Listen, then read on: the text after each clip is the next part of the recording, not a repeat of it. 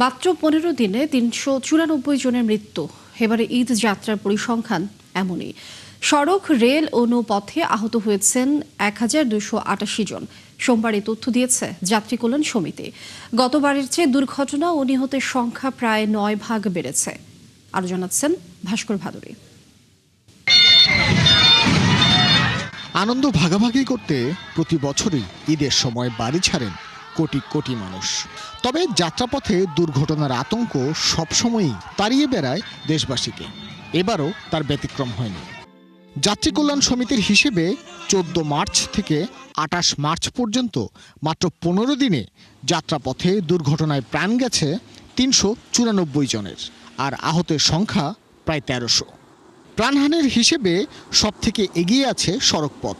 Overtaking এবং বেপরোয়া গতির কারণে এবার সড়কপথে প্রাণ গেছে ৩৫১ জনের, আর আহত ১,০৪৬ জন। রেলযাত্রাতে ১৫ দিনে নিহত হয়েছে ৩৫ জন, আর আহতের সংখ্যা ২২৩। বেশি যাত্রী পরিবহন করলেও তুলনামূলক কম দুর্ঘটনা ছিল নৌপথে।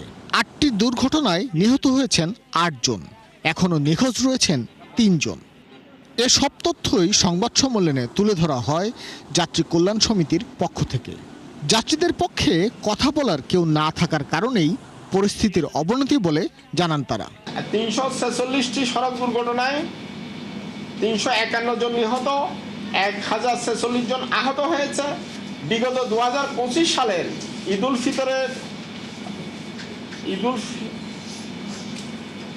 ফিতরে ৩১৫টি সড়ক দুর্ঘটনায় ৩২২ জন নিহত এবং ৮২৬ জন আহত হয়েছিল।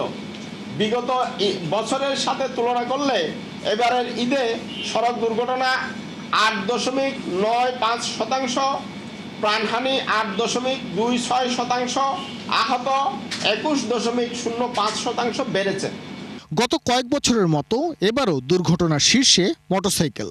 এ ধরনের ১২৫টি দুর্ঘটনায় প্রাণ হারিয়েছেন ১৩৫ জন, আর আহত ১১৪ জন।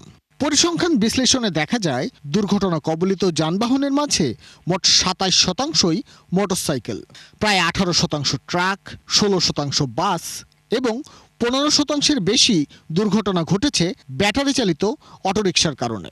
দীর্ঘ ছুটিতে ধাপে ধাপে বাড়ি যাওয়ার সুযোগ থাকা সত্ত্বেও দীর্ঘদিন ধরে বহাল সড়কের নানান অব্যবস্থাপনা, যা আমরা উত্তরাধিকার সূত্রে বারবার পেয়ে আসছি, লক্ষ্যযোগ্য রেলপথ, যাত্রী সাধারণ অসচেতনতা, গণপরিবহন সংকট সহ নানান কারণে কিছু কিছু পথে ভোগান্তি বেড়েছে।